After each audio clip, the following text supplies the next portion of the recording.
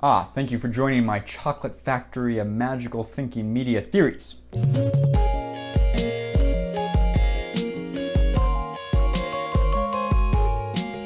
want to show you guys something cool today. I'm going to give you the method I use to process all new information. I call it the media matrix, and it looks like this.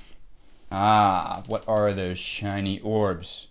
What do they all mean? The media matrix makes you think like a journalist on Adderall or caffeine. But not only does it give you a smarter way to consume information, it helps you see through all the bullshit. My brother watches MSNBC, and every day I bop him over the head with the media matrix. I warn him I work as a journalist in New York City, and you are just consuming the equivalent of informational junk food. He does not listen. If my brother's brain had a little body, it would look like a big, fat, dumb Buddha, made stupid by an information diet of empty calories. But this is the dietary cure. Or maybe just a piece of avant-garde art. Let's find out. The media matrix is unique because it plots cable news on accuracy and objectivity, which allows me to decide how useful any given news source is when I make a decision. News has changed. It's gone from broadcasting to what I call narrowcasting. From a large audience to a small, more narrow niche audience. And in this narrowcasting is where the media matrix allows us to understand the news. I'm going to tell you a story. When I was in college, I wanted to understand why Fox News was so popular. Why did so many adults watch Fox News? It seemed stupid. But the apartment I lived in during college had a small rec center in a separate building. So in the evenings, I would go there to work out and turn on the television to Fox News. But rather than tuning it out while I exercised, I listened to what they were saying. And because I would listen for an hour, I found myself agreeing with Fox News. What they said appeared pretty accurate. Are my liberal friends gone? The next day I would go to my class discussions, hang out with my friends, have liberal debates, and I would agree with them too. I'd hear the liberal news. It seemed accurate to me. A conundrum. During the day, I would go to class, liberal news, agree with it. In the evenings, I would watch Fox News and agree with that too. It seemed accurate. So I learned why Fox News is so popular. When I watched it, I tended to agree with Fox News, and I like things I agree with. But I could not square how, when I listened to conservative news or liberal news, whichever I was listening to in the moment, both seemed to be correct. They both seemed to be accurate. I did not think I was particularly gullible, or like some friends I know, willing to immediately change my beliefs based on who I'm with. No, I am not some spineless prokaryotic parasite.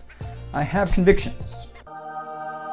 But I still found Fox News accurate when I watched it, and I wanted to know why. It was not until later in my journalism career that I learned there is a difference between accuracy and objectivity. Two stories can be accurate but objectively different. A simple example of this is the headline, "Joe Biden denies the sexual assault accusations," versus "Biden claps back at bizarre allegations of sexual misconduct." Both headlines are accurate insofar as they told us that Joe Biden responded, so they're here on the matrix. But the first headline reports the story as if the allegations are likely true. The second headline reports the story as if the allegations flimsy. So now we can plot each headline on the media matrix. One goes here on the left, and one goes here on the right. Each headline remains equally accurate on the y-axis. They're just getting repositioned on the x-axis to match their relative objectivity when recounting a fact. But just as every story has an accuracy and objectivity rating, so do newspapers.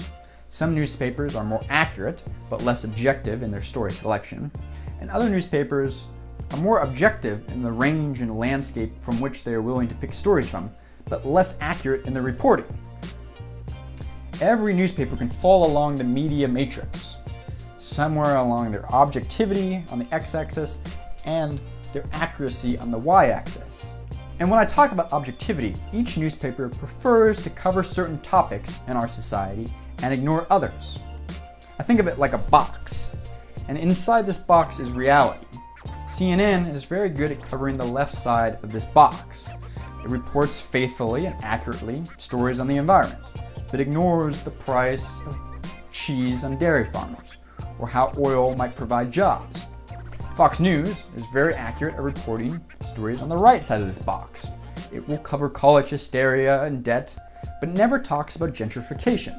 If you're a really devious media company, you'll even make a portion of this up to further left objectify or right objectify your audience and tell them what they want to hear. But by examining each cable news channel and seeing how left or right objectively they are, and giving them an accuracy rating, we can plot them along the media matrix, and it helps me understand how useful each newspaper is in providing me with information to make informed decisions.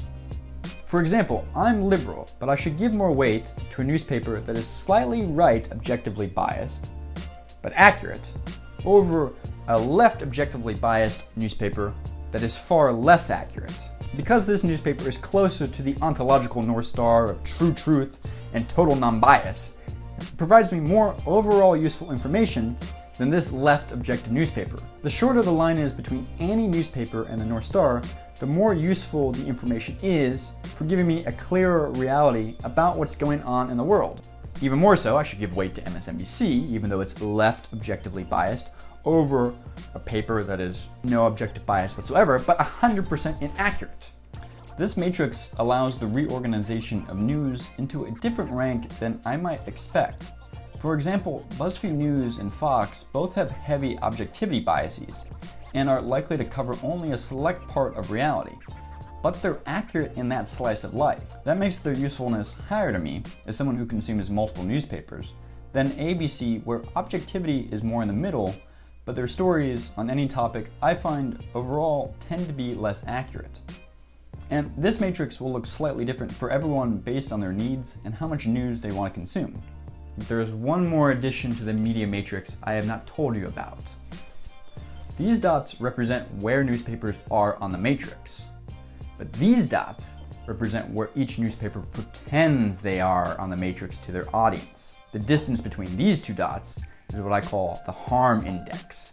Because when a newspaper persuades their audience they're actually located here, it creates a reality distortion field on how they consume information. My brother believes MSNBC is here on the media matrix, when in reality, they're only here. This gap defines the distance of my brother's ignorance. I'm sorry, I love you, but it's the way it is. So in the media matrix, we can plot a newspaper by the size and how large they are, their objectivity, their accuracy, and then a secondary dot between where they actually are and where they masquerade to the audience. The harm index, the useful index, and their audience size. So that is the media matrix, a tool for organizing the news that I learned and find really helpful. And hopefully now you will find helpful as well. But now that it's in your mind and in my mind, we no longer need that avant-garde artwork, gone to the winds forever, but forever in your mind and in my mind. If you think there's a friend or family member that might find this method of organizing the news super helpful, I'd love it if you shared it with them. Speaking of sharing, if you want to subscribe, that'd be great. Christian channel, Muslim channel, Jewish channel. Am I going to get in trouble for saying that? Or a channel that welcomes all faiths here.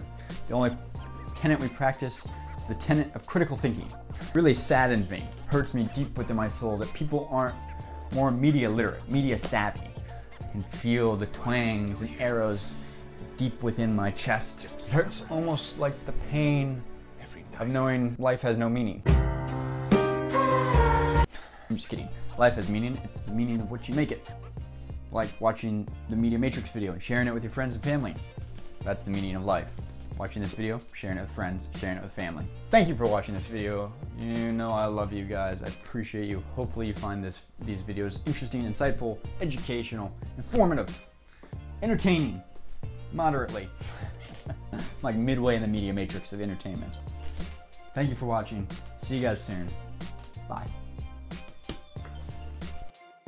If you go on YouTube, BostWiki, he's a reporter, and I caught a video of his where he's explaining it. You know, Wow.